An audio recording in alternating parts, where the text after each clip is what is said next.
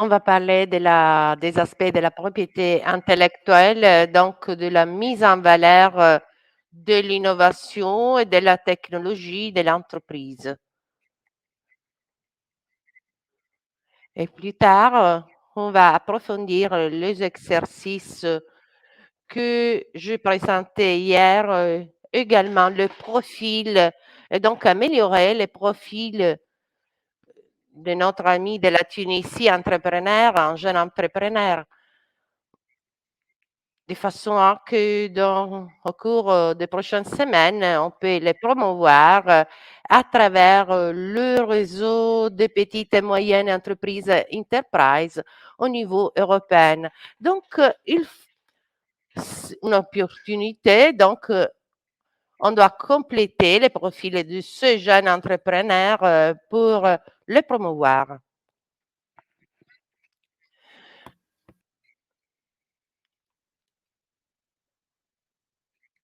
En ce qui concerne la propriété intellectuelle, Messier Di Stefano vous a parlé déjà de ce sujet. Maintenant, on va reprendre les diapositives synthétisant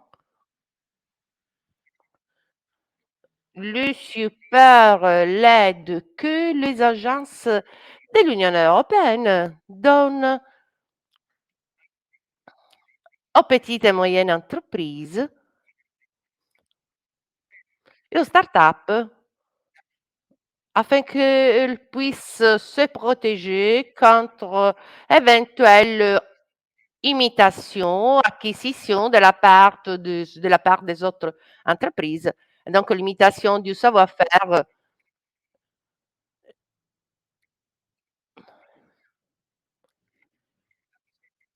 Par exemple, la présentation réalisée par l'entreprise tunisienne sur YouTube.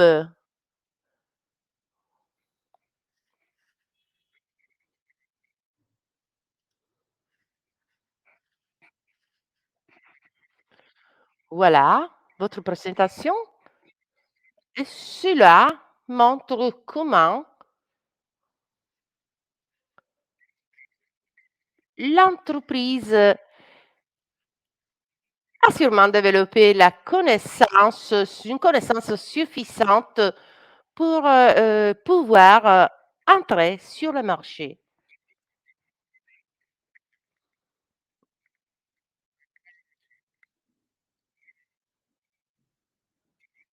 Donc, vous avez une exigence, un besoin dans le secteur, c'est-à-dire il y a une exigence, il existe une demande en ce qui concerne la mobilité, particulièrement en ce qui concerne le centre urbain.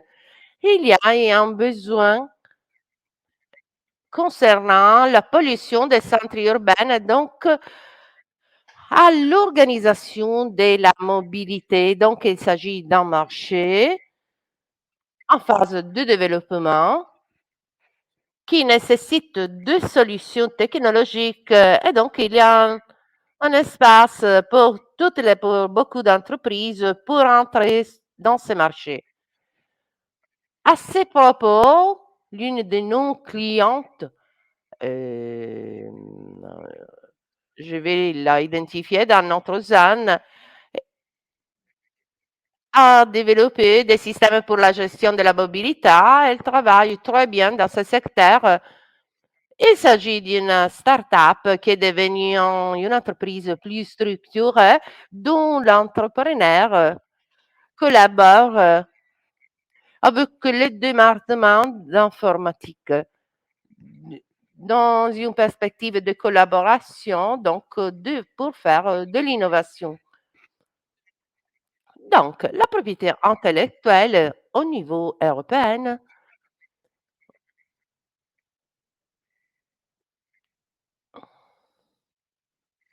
une structure de support pour aider les entreprises de la gestion de la propriété intellectuelle a été mise en place. il s'agit d'une initiative Commission européenne donne aux entreprises, tant aux entreprises européennes que les entreprises font partie de zones qui collaborent. Ce service aide, soutient le potentiel bénéficiaire en ce qui concerne les projets financés par l'Union européenne. Donc,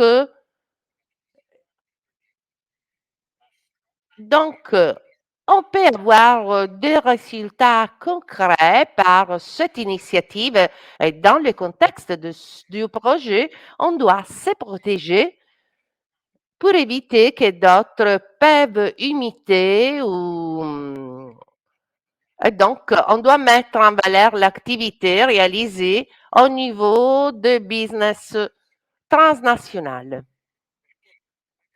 La propriété intellectuelle qu'on peut qui comprend du brevet, des marques, etc., dans autre typologie de technologie, est considérée, donc la propriété intellectuelle est considérée au sein de point de force de l'entreprise, est considérée un actif intangible, mais qui a une valeur.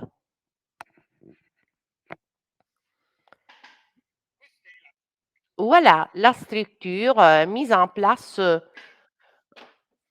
pour fournir le service aux entreprises.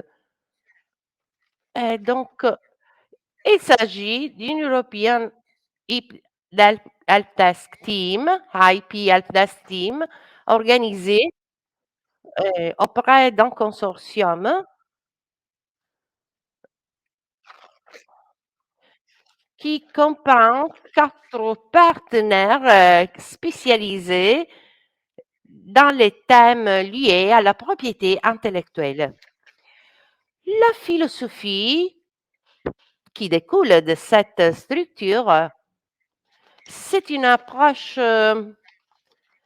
qui, à partir des informations recueillies, collectées par la propriété intellectuelle de la petite et moyenne entreprise, de tout cela, on va créer un système de gestion de la propriété intellectuelle pour la mettre en valeur sur le marché. Donc, quand nous avons analysé les profils de l'entreprise ou quand, par exemple, nous avons tous ces documents pour promouvoir notre entreprise sur les marchés internationaux, on peut identifier des partenaires intéressés, par exemple des clients, d'autres entreprises intéressées à la technologie ou d'autres nés pour coopérer ou d'autres modalités pour coopérer. Pour mettre en place un accord, un contrat, il faut mettre en place un type de contrat qui comprend le droit de la propriété intellectuelle. Donc, une entreprise A de la Tunisie, je trouve un partenaire B en Sicile, et donc on va définir la vente du produit et du service, mais en même temps, à l'intérieur du contrat, excuse-moi, on doit considérer ces aspects de comment la propriété intellectuelle est protégée, les modalités de protection. Donc, ce service d'assistance, cette agence qui soutient les entreprises, cherche à trouver les solutions pour mettre en place, pour créer un contrat qui peut mettre en valeur ce les actifs des entreprises. Cette activité est menée en utilisant donc un, un groupe d'experts de propriété intellectuelle dans les différents secteurs concernés. Donc, pour signer un bon contrat de valorisation, il est important que les experts soient qualifiés dans ces secteurs, dans les secteurs de référence. Donc, on peut faire, par exemple, un contrat pour le secteur d'un produit industriel de production, mais qui diffère par rapport à un contrat qui est fait à travers les logiciels ou, par exemple, le secteur pharmaceutique ou le secteur agroalimentaire. Il faut considérer, il faut s'appuyer sur des experts spécialisés, qualifiés. Parce qu'en fait, dans chaque secteur, la force de cet actif intangible peut être le mode pour créer pour produire les produits naturellement, mais par exemple, cela peut être même la marque ou la façon dont on produit les produits. Excusez-moi, on promet les produits.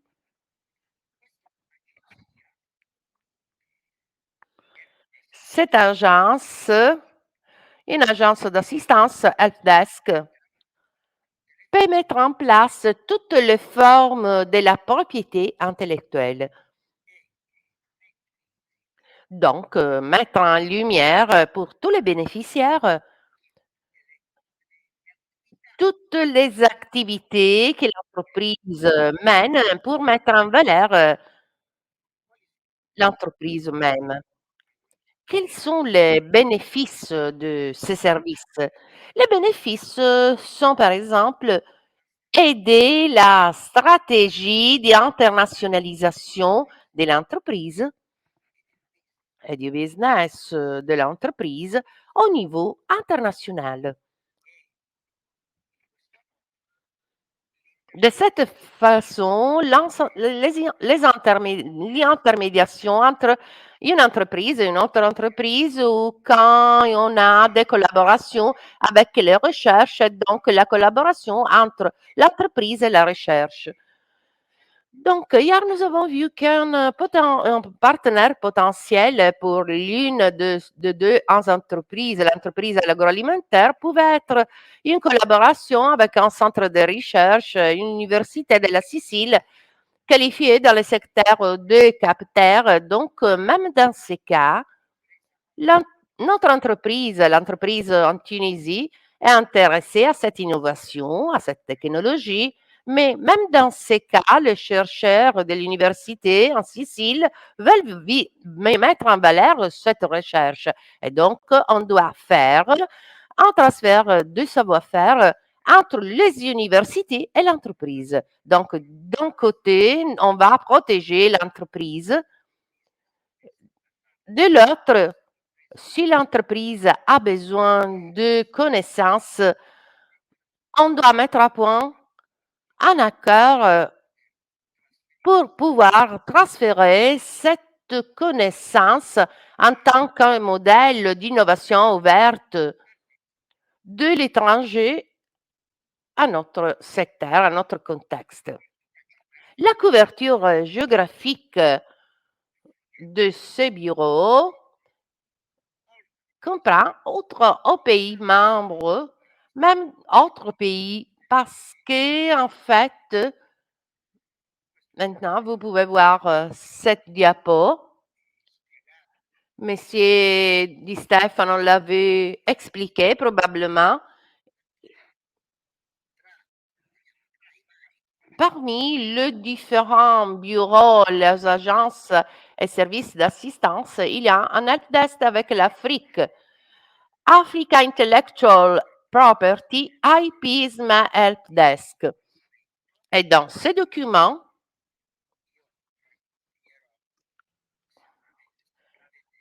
Je ne sais pas si vous avez déjà reçu ces documents, mais je peux l'envoyer. Il y a tous les supports qui peuvent vous servir.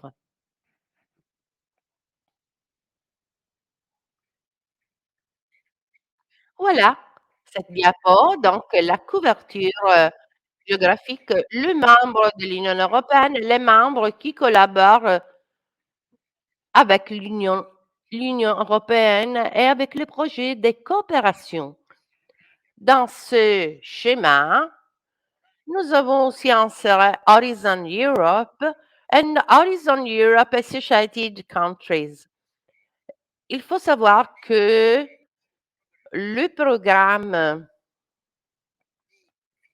de financement de la recherche et de l'innovation de petites et moyennes entreprises, des centres de recherche, des universités, c'est-à-dire le programme qui aide l'innovation européenne, également les pays associés avec l'Union européenne.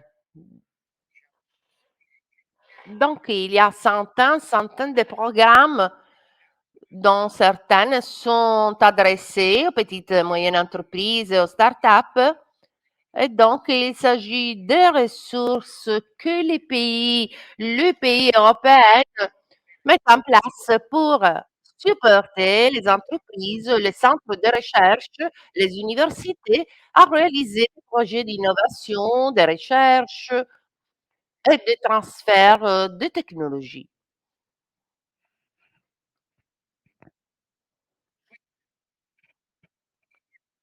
Voilà le service d'assistance organisée, celui qui concerne l'Europe, celui qui concerne la Chine, l'Amérique latine, le l'Asie du Sud-Est, le Sud-Est asiatique, l'Inde plus récemment et l'Afrique, dont j'avais déjà parlé il y a quelques instants. Donc il s'agit des structures d'où où où on peut contacter et donc requérir, donc on peut demander les services offerts. En ce qui concerne la Tunisie, par exemple,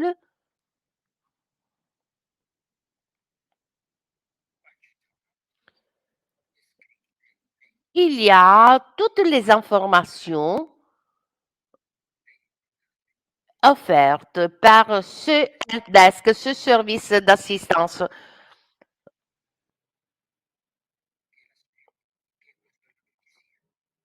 Voilà l'exemple de la Tunisie.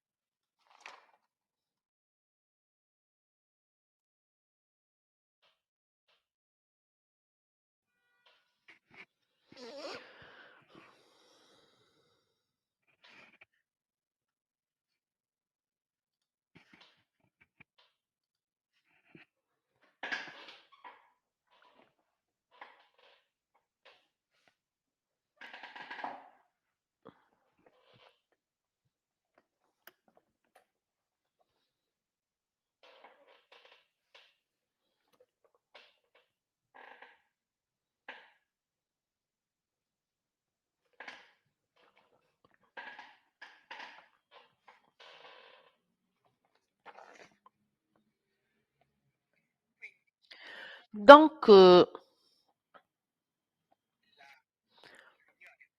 l'Union européenne, d'un côté, d'une part, l'Union européenne se protège par rapport à d'autres pays qui peuvent imiter leur technologie et en même temps, l'Union européenne aide les autres pays à entrer sur le marché européen avec, sur le marché européen.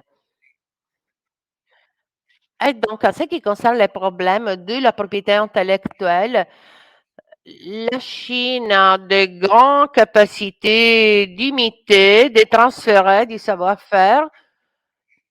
Par exemple, c'est la Chine qui c'est un grand continent, grand pays qui, d'un côté, utilise le marché européen, utilise le know-how, et donc le savoir-faire européen. D'autre part, la Chine est fermée, on peut dire, vers les importations des produits européens. C'est pas facile à vendre en Chine, donc tous ces aspects sont très importants à considérer parce qu'en fait, par exemple, si nous décidons par exemple, une entreprise qui a des technologies, on va les transférer en Chine. Donc, il faut très bien à imiter la technologie, à la vendre sans payer les droits pour cette innovation-là, cette technologie-là. Donc, nous l'avons déjà vu au cours de ces journées de formation.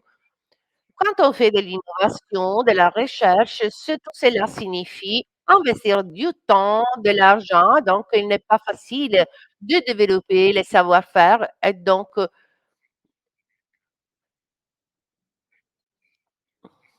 tous ces efforts, tous ces investissements doivent être bien protégés avant de le faire connaître à l'extérieur. Donc, la gestion de la propriété intellectuelle est l'un des points plus importants dans ce qui concerne la stratégie de développement des entreprises de l'innovation.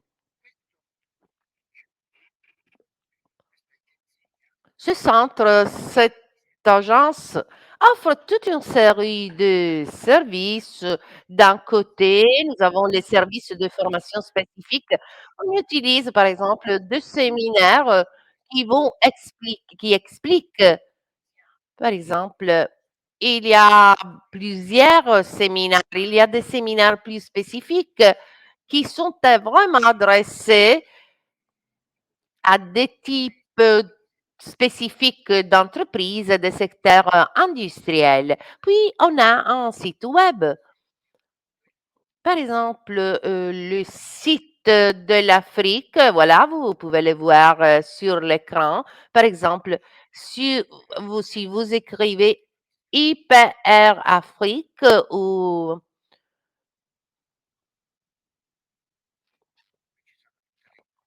voilà, toutes les informations, webinaires, des webinaires.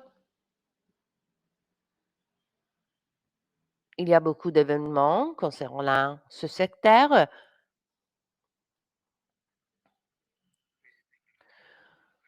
Voilà, là, vous pouvez voir un séminaire de protection en langue française, par exemple, Protecting Your Trademarks, Protecting Your Trademarks in Kenya, How to Present a Business, donc comment présenter un business, puis des séminaires au Nigeria. Donc, il s'agit de vérifier, d'identifier, d'approfondir selon vos besoins spécifiques.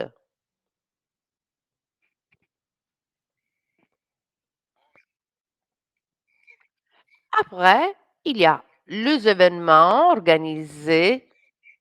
Il s'agit de plusieurs événements, de conférences, de foires internationales destinées Donc, on peut participer à des séminaires, à des ateliers sur les thèmes de la propriété intellectuelle, des publications, donc publiées. Il s'agit d'un sujet très un sujet dynamique dans le sens que les législations vont changent et donc cette partie est liée aux aspects juridiques des pays et donc il faut tenir en considération les aspects juridiques, surtout quand les développements des innovations, le changement technologique est considérable. Donc, il faut mettre à point une nouvelle législation des protections des technologies. Il y a également un service de helpline, donc service d'assistance téléphonique, excuse-moi. Quand on fait des questions, évidemment, il y aura des réponses. Donc, nous avons également un réseau d'ambassadeurs, c'est-à-dire d'experts qualifiés qui se trouvent dans tous les territoires européens, qui aident à travers des sessions, des conseils, les entreprises qui doivent mettre à point les stratégies de mise en valeur de la propriété intellectuelle.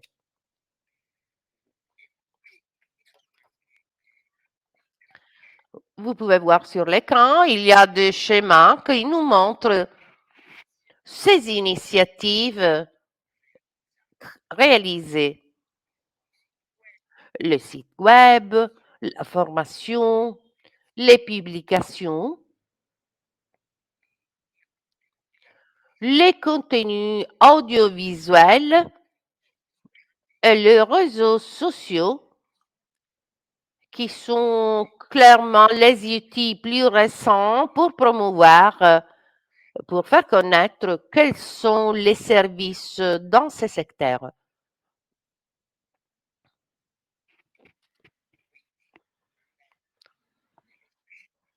Donc, pour entrer dans les détails, nous avons les sites web. Il y a un centre d'information, ANAB, qui, qui est mis à jour de façon régulière avec des nouvelles, des événements, ainsi de suite. Et il existe une législation en ligne. Il y a des webinaires gratuitement, où on peut participer gratuitement, où on peut identifier les informations requises. Donc, ce type de services peuvent être intéressés à une entreprise spécifique, mais de l'autre côté, vu qu'il s'agit de services auxquels beaucoup d'entreprises sont intéressées, un écosystème comme la Sicile et la Tunisie peut, à travers deux situations d'entrepreneurs, de GRAP, peut se doter d'un responsable, d'un bureau qui peut, qui aide les entreprises en lui fournissant, qui est donc qui fournit à l'entreprise des services.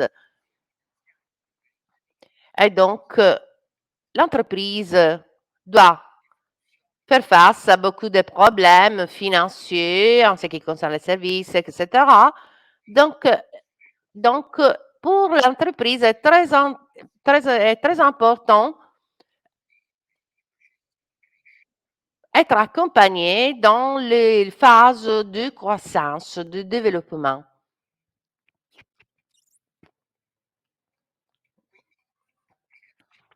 Donc, on peut trouver des publications et un service d'assistance téléphonique. Et donc, en ce qui concerne les services d'assistance téléphonique, vous pouvez voir le site web, le mail, le téléphone. Et nous avons, alors, il y a plusieurs langues, anglais, français, allemand, italien et polonais et d'espagnol. Et donc, il s'agit de services, on peut accéder à ces services gratuitement. Et quand on fait une question, pose une question, il y aura une réponse dans un délai de 3 jours ouvrables. La formation, si on va considérer la période après la pandémie de la COVID-19, la formation est souvent en ligne. Le focus, donc les aspects essentiels concernent les deux aspects pratiques de l'utilisation de la propriété intellectuelle et de la gestion de la propriété intellectuelle qui sont liés à l'entreprise. Le but de la formation est donc celui d'aider, de soutenir les participants à se développer et donc à réaliser une capacité qui caractérise l'entreprise dans la gestion de ces thèmes. Donc, le fait d'avoir connaissance et donc et se développer, et donc comment développer leur entreprise et donc dans la gestion de ces thèmes. Et donc, implication à travers des collaborations avec des experts à l'extérieur et avec les parties prenantes du secteur. Quand on parle de propriété intellectuelle, de brevets, des marques, on doit considérer le rôle des avocats qui sont qualifiés pour ce travail et donc pour réaliser, pour aider en ce qui concerne la propriété intellectuelle. Donc, il s'agit de services généraux, de promotion, d'aide. Mais quand on doit réaliser un brevet, on doit s'adresser à une personne spécialisée, donc un avocat ou une étude d'avocat. Puis les brevets, en fait, peut être national, mais peut être également international, européen. Et donc, le brevet a un coût.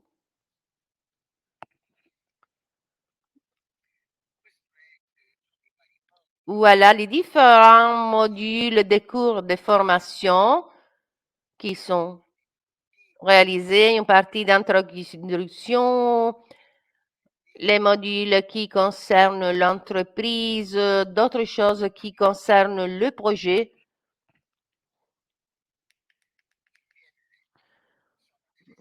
Habituellement, il s'agit de sessions de 45 minutes.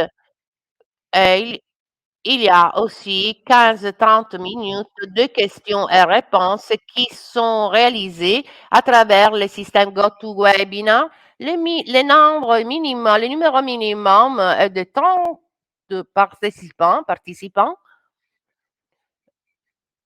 et les présentations sont réalisées, donc diffusées parmi les participants.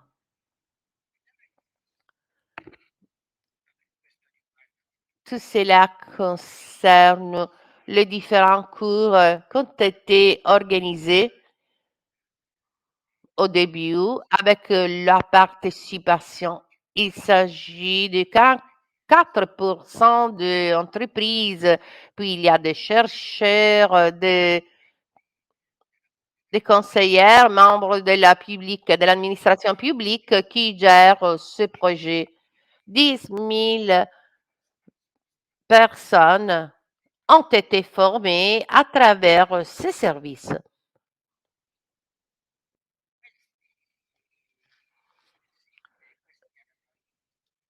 Voilà les webinaires organisés au début de l'année.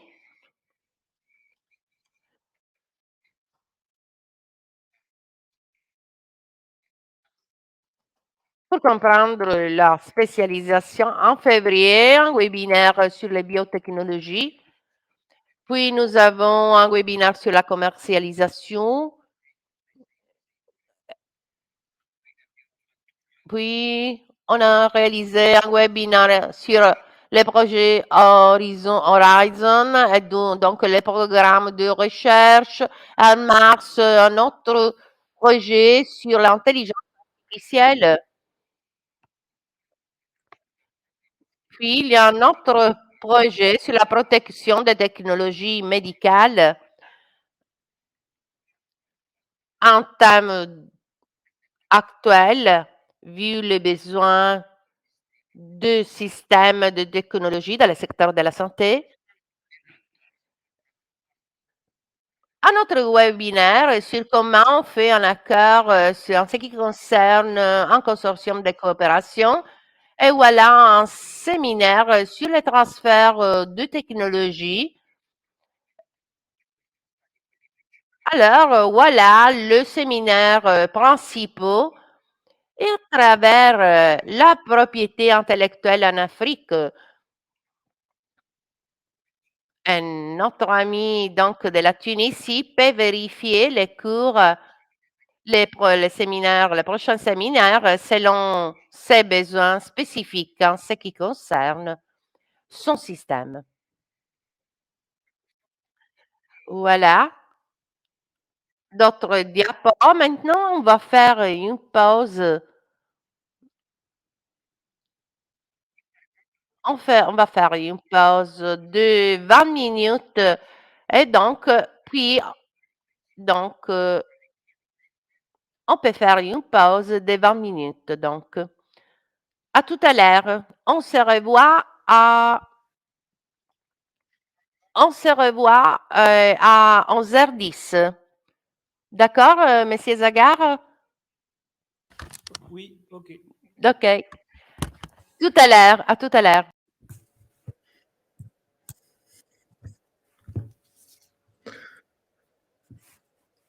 On était en train de parler des événements qui sont organisés par l'Agence de support à la mise en valeur de la propriété intellectuelle.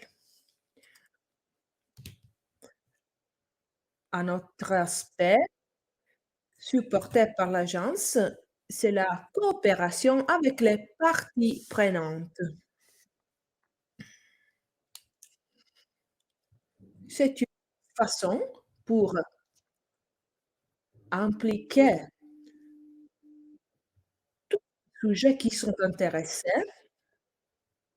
et qui ont des spécialisations dans le domaine de la propriété intellectuelle.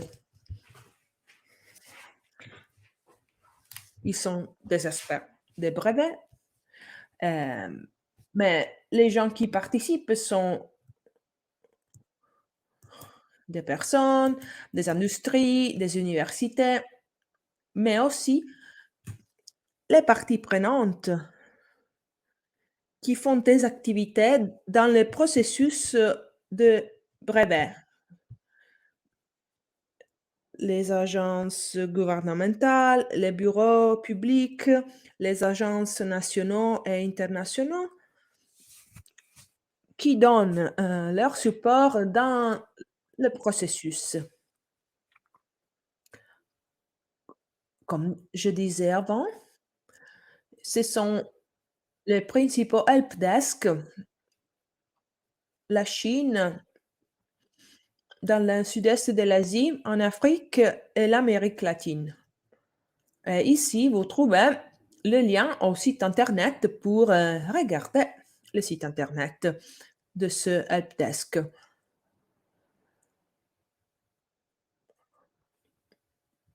Ambassadors. En Sicile, on a une collègue qui est une ambassadrice de IPR.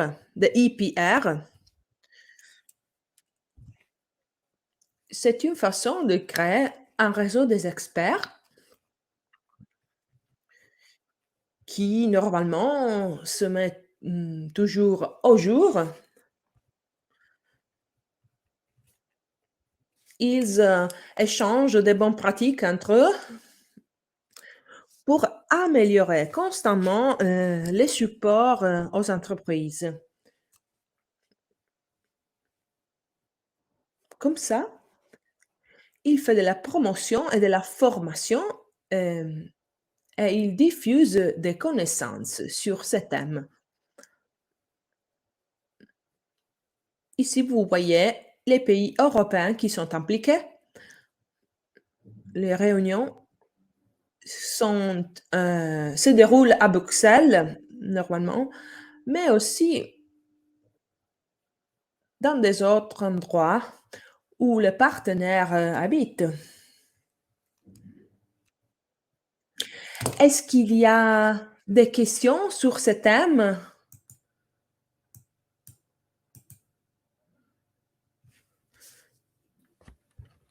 De ma C'est côté, clair. non, c'est clair pour moi.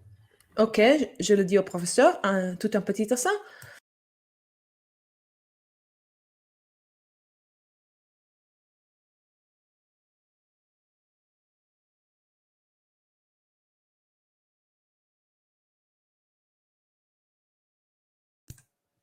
Donc, on continue.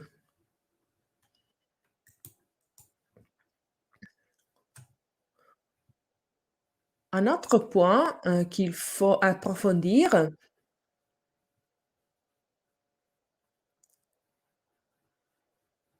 serait utile pour parler des résultats.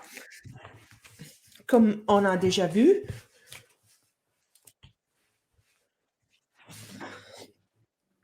euh, on s'affiche, on a la stratégie et le plan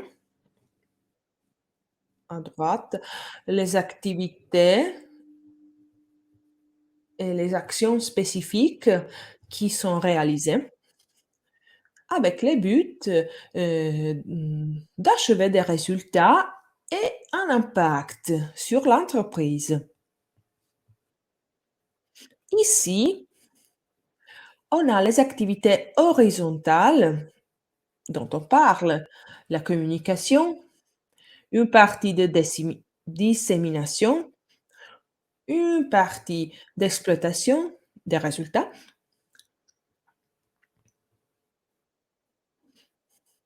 Le thème de la base de données,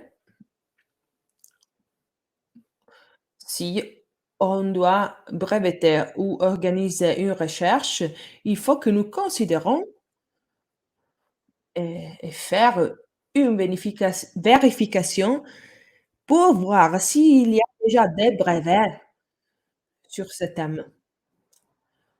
Parce qu'il y a une base de données qui, qui inclut tous les brevets. Après, il faut considérer l'aspect général de la gestion.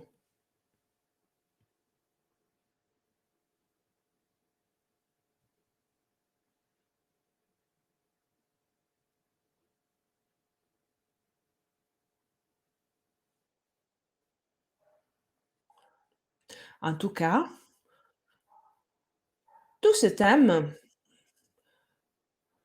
peuvent être approfondis en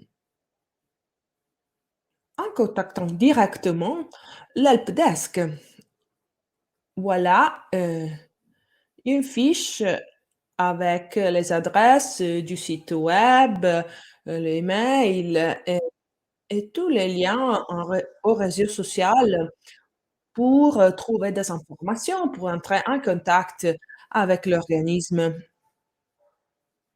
Donc, les entreprises qui sont intéressées peuvent contacter le réseau.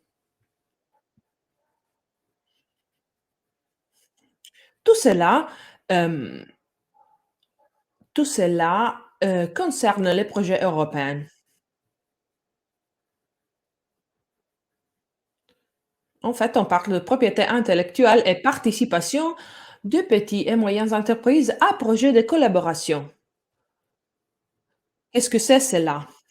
Ça veut dire que une entreprise tunisienne est impliquée dans un projet de collaboration avec des entreprises de l'Union européenne bien sûr, elle a déjà des compétences et des savoir-faire. Il va les mettre en place. Tout ça, il faut le protéger. Parce que dans un projet de collaboration, heu, ils peuvent être des informations sensibles qui ne doivent pas être, disséminées. Donc, premièrement, on fait un accord de, mmh, qui on appelle en anglais, non-disclosure. Ça veut dire que je ne vais pas révéler des informations qui sont essentielles. Donc, quels sont les facteurs, de succès pour un bon projet? Premièrement, il faut avoir la même vision, les mêmes buts et les mêmes moyens et ressources. Donc, il faut être aligné sur tous ces thèmes. Après, il faut créer des équipes et mettre de différentes personnes à travailler ensemble, donc coordonner les activités, mettre en place une collaboration parmi des personnes différentes, qui ont des différentes cultures, qui viennent des pays différents et tout ça. Et dans les projets, il faut définir des processus adaptés pour, faire un monitoring du projet et de ses résultats. Donc contrôler, faire du monitoring est vraiment important. Cette, diapositive sera diffusée et vous pourrez lire les définitions originales. Ici, l'adresse email du, département, heu, pour les affaires, l'innovation du gouvernement britannique. Donc, quelles sont les questions à se poser quand une, jeune entreprise, va trouver des partenariats et va activer un projet de collaboration? Quelles sont les questions importantes à se poser? Premièrement, quels sont mes besoins? Quel est le problème que je veux résoudre? Après, la deuxième question est,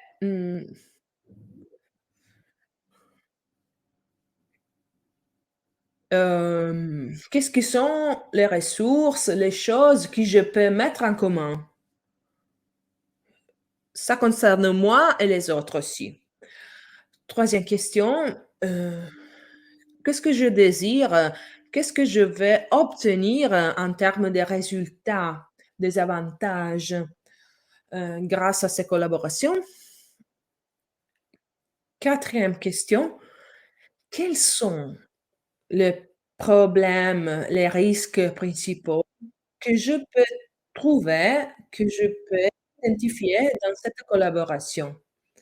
Donc il y a un projet de collaboration. On a fait un profil, on l'a mis dans les réseaux. On a trouvé un partenaire ou par exemple, on est allé à une exhibition internationale et on a trouvé un partenaire. OK, il faut commencer à collaborer avec ces partenaires. Il faut considérer ces 4 questions.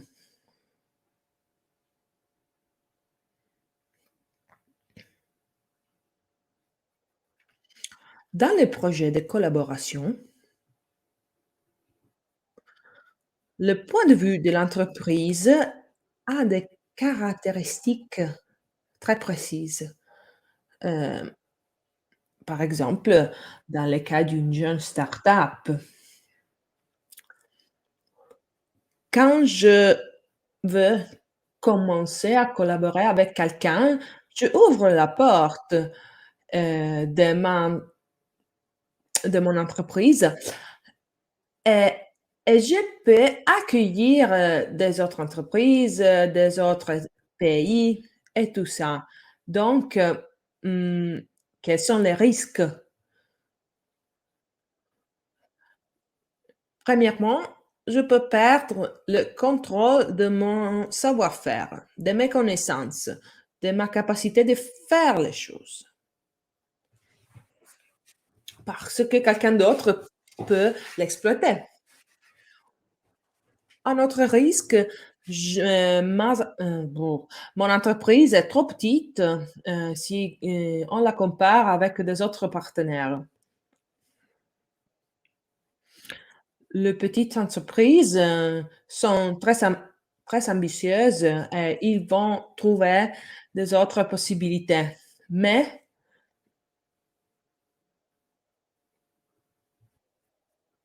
souvent, ils trouvent des collaborations avec des organisations beaucoup plus grandes. Donc, mon entreprise est très petite. Tout cela peut causer des faiblesses dans la gestion. Tout cela cause une absence de capacité dans les négociations. Je n'ai pas trop de pouvoir pour faire l'accord et ça empêche la possibilité de trouver des avantages pour mon entreprise. Parce que l'entreprise la plus grande a des avantages dans les processus de négociation et en général, par exemple, pour exploiter les résultats. Euh, un autre thème est la gestion de la co-titularité.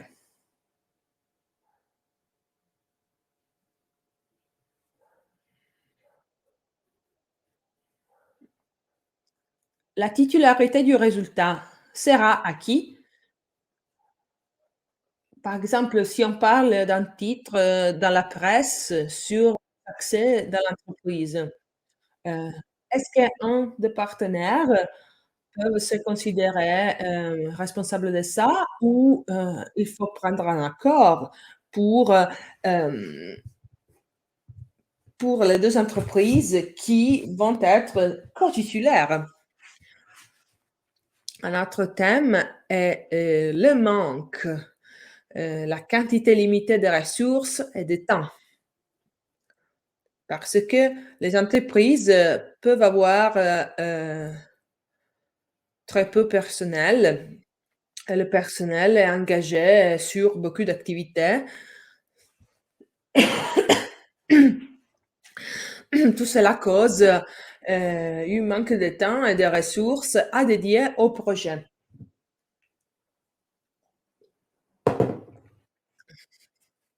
Parce que s'il faut travailler sur des activités spécifiques, il peut y avoir beaucoup de difficultés. Si vous ajoutez le problème du Covid, les problèmes structuraux, les banques, les autorisations et tout ça, il y a beaucoup de problèmes qu'il faut considérer et qui sont prioritaires. Donc, le projet peut être un peu négligé. Ceux-ci sont les risques. Hem, donc, quand on fait une collaboration, il faut considérer, qu'on a besoin de temps pour réaliser des choses, pour, obtenir des résultats. Et les compétences d'organisation,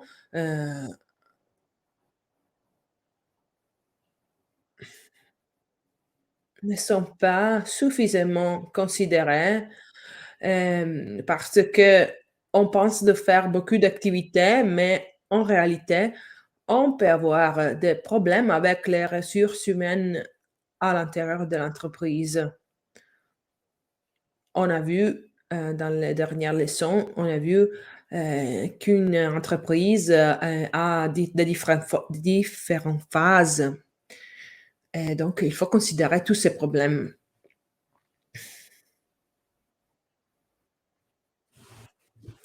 Ici, on a un tableau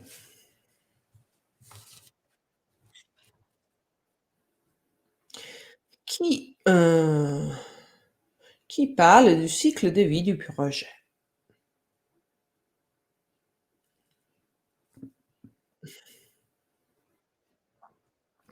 On part de la phase start, après la réunion, et toutes les phases sont illustrées ici. Ici, à droite, on a la licence ou le contrat de recherche. En tout cas, le processus commence par l'utilisation de la propriété intellectuelle à gauche, non? Après, la création d'une propriété intellectuelle. Après, la valorisation de la propriété intellectuelle, la protection de la même et l'exploitation, la dissémination, la promotion de la propriété intellectuelle. Ceux-ci sont les thèmes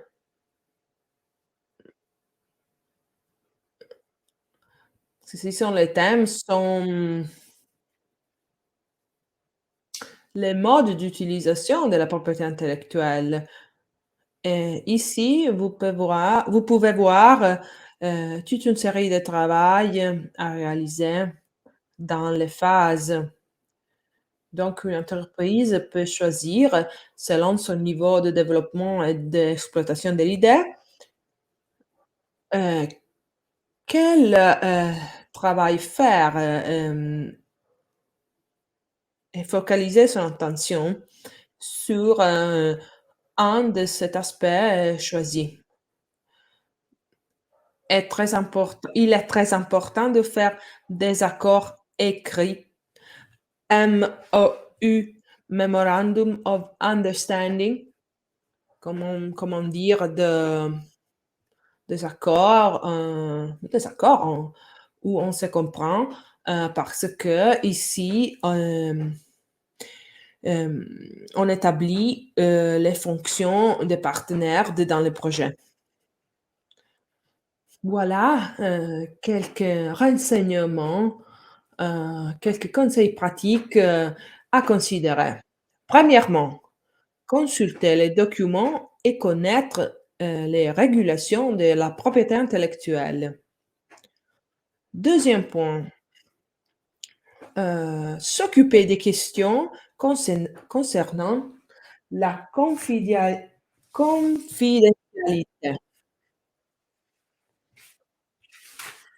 Ça veut dire que les aspects de l'accord entre les parties ne peuvent pas être révélés à des autres parties. Il faut écrire tout ça parce que dans les cas de problèmes, dans les cas de controversie, on peut consulter des avocats, on se servir des avocats si on a des accords écrits. Un autre point est analyser l'état de l'art et faire des analyses sur la liberté d'opérer, freedom to operate. Donc il faut, consulter, les sources légales pour, être consciente de la législation. Après, un autre point, identifier, le background pour réaliser les projets. Identifier le partenaire.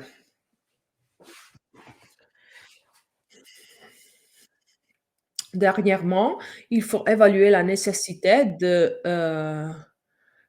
protéger le background avant de commencer le projet. Donc, tous ces conseils sont de type pratique pour commencer un projet. Des autres conseils que je peux citer sont identifier le potentiel résultats du projet. Le projet va créer quelqu'un de nouveau et je dois savoir de que s'agit-il. Donc, je me prépare pour achever des résultats. Après, il faut définir une stratégie de dissémination des résultats et de mise en valeur des résultats. Donc, quand on aurait achevé un résultat qui est un avantage intangible de l'entreprise, je peux faire une activité de dissémination, de promotion des résultats. Comme ça, je pourrais avoir des avantages dans les finances de l'entreprise, on espère. Un autre conseil, c'est de définir les modes, les procédures pour évaluer la propriété intellectuelle.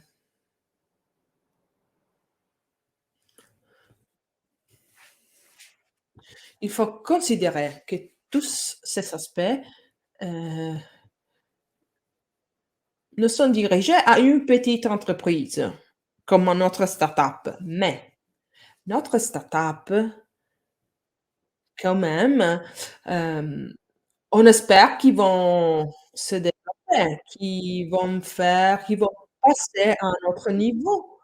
Donc, le processus de croissance, hem, doivent être considérés parce que peut-être dans 2 ans ou 3 ans, on on sera une entreprise beaucoup plus grande, on va faire du scale-up et on va avoir besoin de ces conseils. Le développement de certaines entreprises dans la Silicon Valley, aux États-Unis, par exemple, on peut parler de Facebook.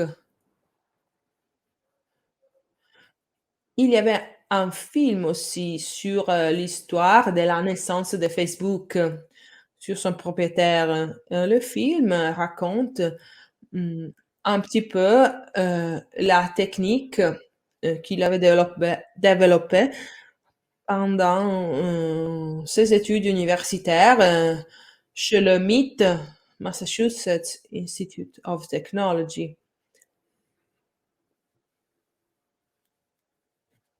Il avait créé un système de réseau pour connaître des différentes personnes entre eux. Et au début, il avait pensé de faire tout ça pour retrouver les compagnons de l'école, de l'université.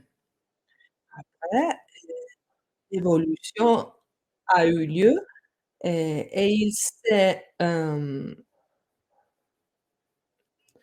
il est allé en Californie, il a transféré son entreprise. Il a été supporté avec des capitaux et avec des capacités d'entrepreneur. Grâce à tout ça, Facebook est devenu une grande entreprise internationale. Mais qu'est-ce qui s'est passé quand le propriétaire était à Boston? Pendant la période dans laquelle il a constitué son entreprise, il y avait des autres étudiants à l'université, en particulier 2 frères qui, pendant des discussions formelles qu'ils faisaient, avaient parlé de l'idée de faire un système, de créer un système de connaissances heu, vraiment similaire à ce que Zuckerberg a développé après. Donc, qu'est-ce qu'il a fait? Ils ont cité Ils avaient dit que Facebook, C'était une idée à eux parce que Zuckerberg a volé l'idée à ses frères.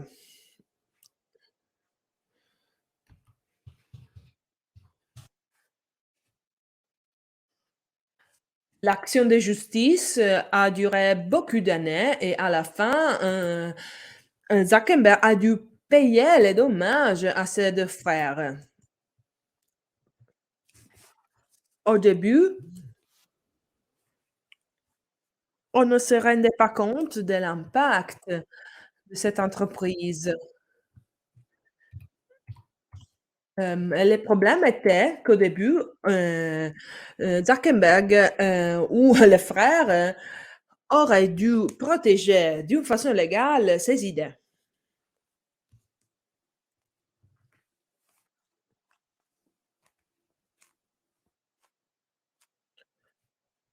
Donc, il faut définir les procédures d'évaluation des résultats.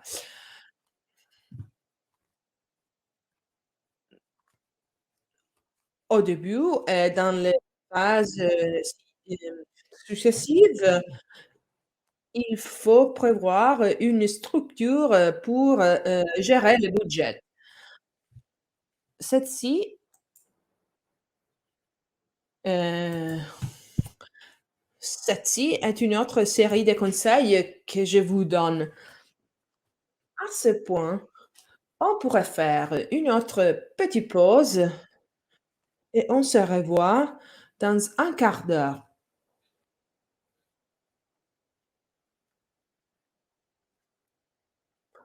Donc, on se revoit à 11 heures, s'il vous plaît. D'accord.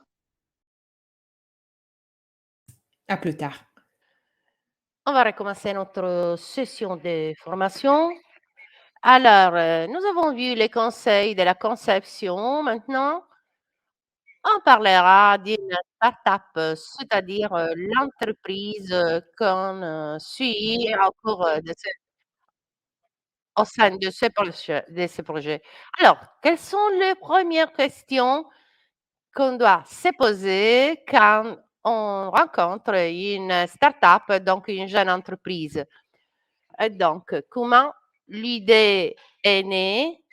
Comment pensez-vous qu'est-ce que vous voulez faire pour valider l'idée de business? Nous l'avons déjà vu pendant au cours du pitch en ce qui concerne les profils qui ont été développés. Donc, qu'est-ce qu'on doit faire après? Alors, dans ce schéma d'explication, donc un schéma très simple, on peut voir les phases de développement du startup. Au début, donc, il faut résoudre un problème. Puis, l'idée peut découler d'une idée, donc, où va répondre à un besoin perçu auprès de la société, auprès du marché, où on va trouver une solution. Donc, j'ai une idée parce que je veux identifier une solution.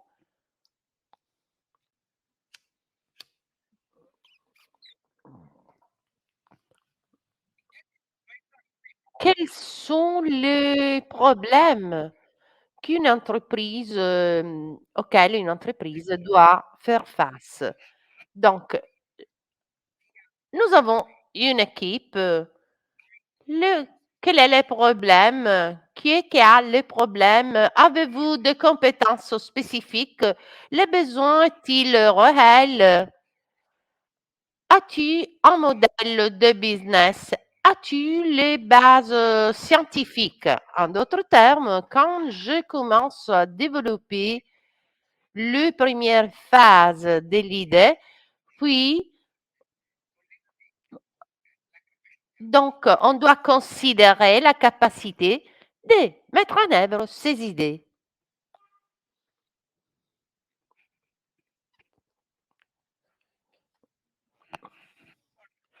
Voilà. Habituellement, dans cette phase de développement, on peut naître, se développer dans un incubateur, c'est-à-dire des secteurs, des zones de nouvelles naissances. Les entreprises trouvent les premiers services de soutien, d'appui, parce qu'en fait, dans les incubateurs que nous avons auprès de l'Université de Palerme et même auprès du Parc scientifique technologique, nous avons un ambassadeur qui a préparé ce diapositive au cours de sélection. Une ambassadeur, c'est une femme qui, dans les phases de établissement, de stratégie, elle s'occupe de la définition de la propriété intellectuelle. Donc, c'est la personne cherchée qui réalise le service d'assistance pour la propriété intellectuelle. Donc, voilà ces questions. Les produits et les services se basent-ils sur une technologie? Cette technologie est-elle propriétaire? Vous êtes certain à ce propos? Oui. Vous l'avez développé ou peut-être quelqu'un d'autre l'a déjà breveté et donc vous n'êtes pas le propriétaire parce que quelqu'un a déjà pensé à développer cette idée. Comment vous avez enquêté sur les technologies de référence par rapport à votre produit ou service? Voilà les réponses à droite. Nous avons réalisé des recherches sur des produits existants et donc sur des produits qui sont déjà existants sur le marché.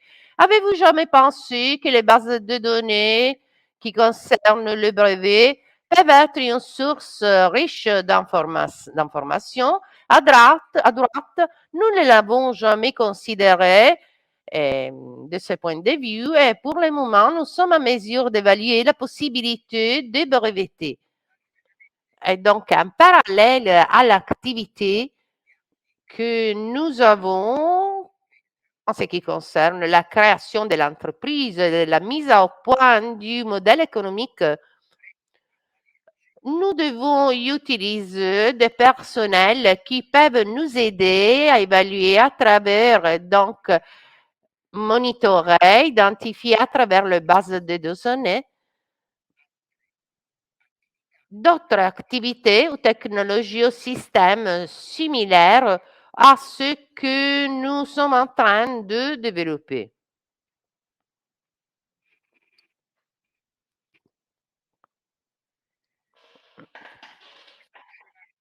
Voilà le scénario 2. Avez-vous fait une recherche en ce qui concerne le brevet? Non. Pour quelle raison vous ne l'avez pas fait? Nous ne pensons pas de breveter notre idée, nous sommes au début et donc on doit travailler. Alors, si dans le premier scénario, nous avons fait des recherches, dans le scénario 2, nous n'avons pas fait des recherches, donc vous pensez que cela peut avoir un impact sur la commercialisation et sur les marchés cibles? La réponse, nous pensons que l'aspect des brevets, les considérations sur les aspects commerciaux ne sont pas connectés, liés à ces problèmes. Donc, ce type de questions qu'on peut se poser sont très liées à une faible connaissance du thème, du sujet, et donc un manque de sensibilité à faire face à ces problèmes. Donc, voilà la nécessité de collaborer avec deux personnes qui doivent avoir une expérience dans ce secteur, deux personnes au sein de l'Union européenne ou même des incubateurs. Hier, quand j'ai présenté les partenaires du réseau European Network en Sicile, je peux vous assurer qu'il y a des organisations structurées pour aider les entreprises à définir ce thème à travers ce réseau, on peut utiliser ces expériences utiles pour l'entreprise. Donc, je voudrais vous donner un conseil, c'est-à-dire, donc, on doit travailler pour identifier ce type d'organisation. Dans ces diapositives, vous pouvez trouver d'autres aspects plus spécifiques dont on va débattre plus tard ou au cours d'autres leçons dans le cas spécifique.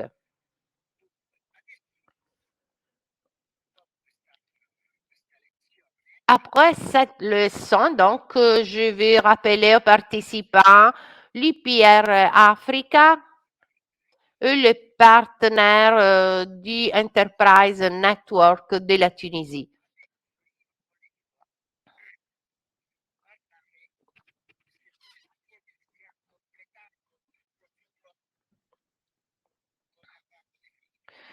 Et à tous les participants, dans ce cas, M. Zagar, avez-vous complété les profils selon les indications du monsieur le professeur Capello? Le premier profil déjà rectifié, mais pour le deuxième, qui vise à chercher des sous-traitants, pas encore. Par contre, j'ai répondu au questionnaire que M. Capello il a. Excusez-moi, M. Zagar, vous pouvez répéter parce que j'étais dans l'autre fenêtre. Donc, vous pouvez. Alors, j'ai bien compris que vous avez bien modifié le premier profil et après, allez-y. Et pour le deuxième profil qui vise a trouver Per quanto riguarda il secondo profilo, pas encore traité. Non l'ho ancora appunto analizzato. Par contre, j'ai fini le questionnaire. Ho finito il questionario. Que M. Capello a déjà proposé hier. D'accord, alors je vais traduire.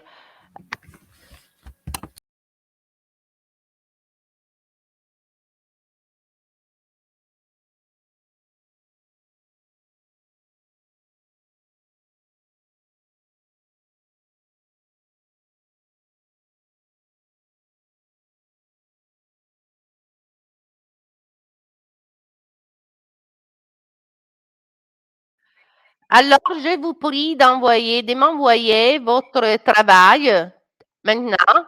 Comme ça, je peux l'analyser et donc on pourra faire une pause pour deux demi-heures. Comme ça, monsieur le professeur Capello peut analyser votre travail. D'accord? Ok. Alors, on se revoit à 11h40. Ok, ok. D'accord, à tout à l'heure. À plus tard. Au revoir.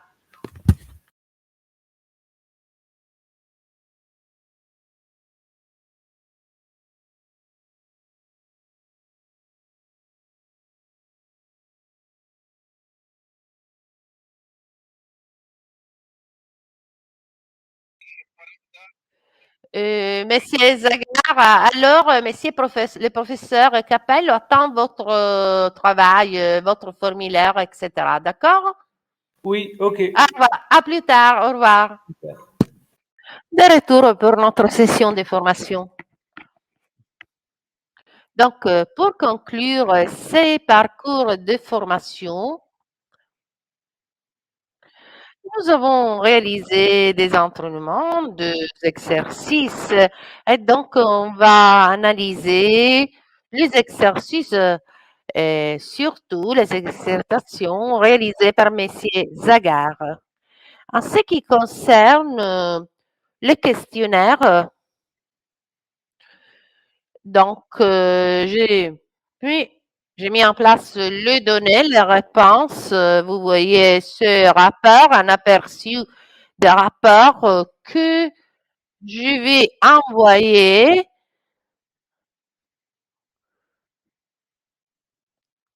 Donc, cet exercice, cet entraînement concernait un schéma que nous avons étudié au cours de nos leçons, c'est-à-dire le système de salubrité et de santé et le bilan de santé de l'entreprise avec les 7 parties de compétences spécifiques. Donc, si on va analyser les résultats donnés par le questionnaire, on peut voir, nous avons la possibilité d'avoir un aperçu, d'avoir donc un cadre de l'entreprise par rapport ces deux paquets, on peut l'appeler des paquets d'informations que nous avons demandés. À gauche, vous pouvez voir le business et l'innovation. Et donc, toutes les questions concernant le business et l'innovation sont la question 2, 1, 2, 3, culture d'innovation, comprendre, capacité de comprendre donc la connaissance du business, l'entreprise et la stratégie. En revanche, l'innovation par rapport au milieu de référence, au secteur de référence, c'est-à-dire que la partie qui est liée à la réalité en dehors de l'entrepreneur, de l'entreprise, concerne les questions sur la structure, sur les capacités, les ressources et sur les procédés, les processus de production.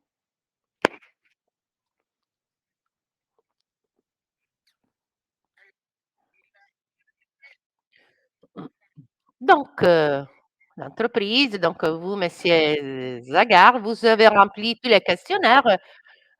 De ces données, j'ai pu mettre en place ce report qui, en synthèse, donne une image donc concernant le positionnement par rapport de l'entreprise par rapport aux concurrents.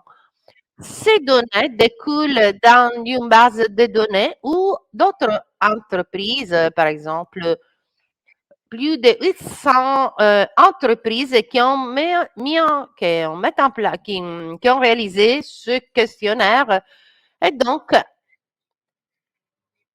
en offrant une possibilité, c'est-à-dire notre entreprise peut se comparer aux autres entreprises. Donc, par les réponses que vous avez données, on peut voir que l'entreprise, de façon générale, est bien positionnée, a une bonne culture de l'innovation.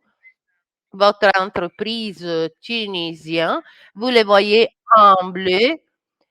Et puis en jaune, vous voyez la moyenne dans le secteur de la culture et de l'innovation. L'entreprise se positionne dans la partie de meilleure entreprise. Donc, il s'agit d'une start-up, donc entrepreneur qui est ouvert vers l'innovation. Donc, il a développé un système très intéressant que, que dans les profils, nous avons analysé dans le profil fourni. Cette entreprise a une bonne capacité en moyenne du business. Donc, l'entreprise sait comment le secteur fonctionne. Et donc, cette entreprise a développé une stratégie qui se trouve en moyenne des entreprises. En tant que structure organisationnelle, l'entrepreneur a affirmé qu'il est positionné dans la moyenne de la partie. Et donc là, on voit, il est au-dessus de l'excellence parce que la ligne verte représente l'excellence, donc des entreprises organisées au mieux.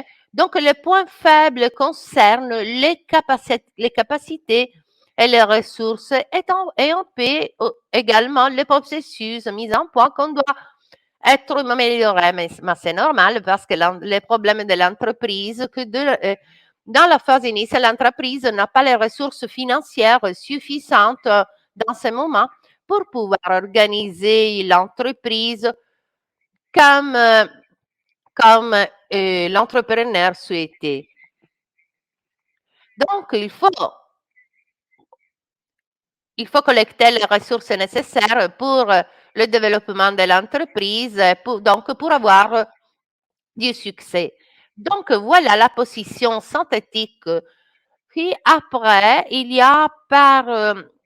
s'agit d'un schéma que vous avez la possibilité d'analyser de façon particulière, de façon plus détaillée.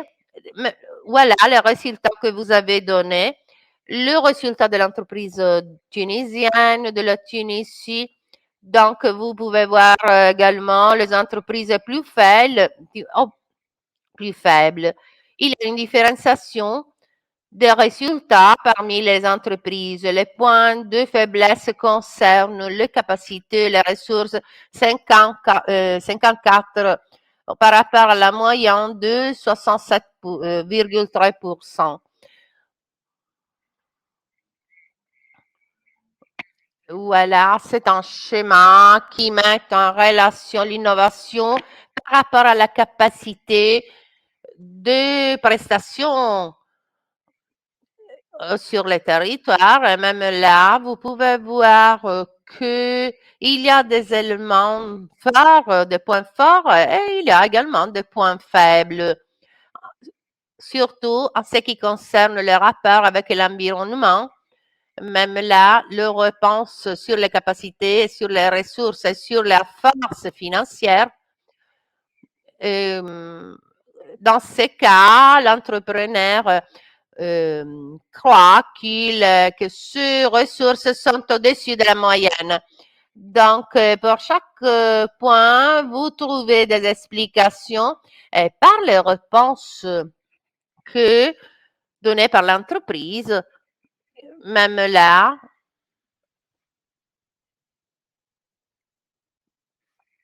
la réponse, c'est-à-dire le schéma que vous voyez sur l'écran, la réponse vous avez une bonne considération de votre entreprise parce qu'en fait, en ce qui concerne le leadership, il a donné 5. En ce qui concerne le raison, 5. Donc, le maximum. Donc, la protection envers les risques. Donc, de tout cela, on peut voir les caractéristiques de l'entrepreneur. Le point plus élevé, il connaît bien ses clients, 25, et donc également, il connaît bien la technologie sur les marchés. En ce qui concerne la stratégie, l'entrepreneur connaît, il connaît, il a pris il a considéré qu'on doit développer l'entreprise et donc l'entrepreneur doit se développer, s'évoluer. Il a une bonne connaissance du marché de cible et donc il considère, il pense que ce secteur, en ce qui concerne la structure organisationnelle, il utilise des outils de gestion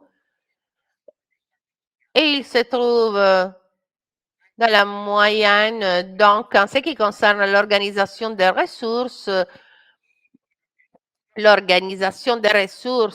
du personnel des emplois est au-dessus de la moyenne. Et donc, la demande qui concerne comment les personnes impliquées collaborent entre eux, comment ils sont motivés sur les postes de travail. Donc, quand il y a peu de ressources, on peut avoir des moments de crise. Maintenant, voilà, de résultats, on découle que les capacités et les ressources. La raison pour laquelle les capacités et les ressources sont en dessous de la moyenne, c'est parce que l'entreprise n'a pas l'argent pour réaliser l'innovation. La capacité, si on n'a pas suffisante, la capacité de transfert les idées dans un fait clair et concret.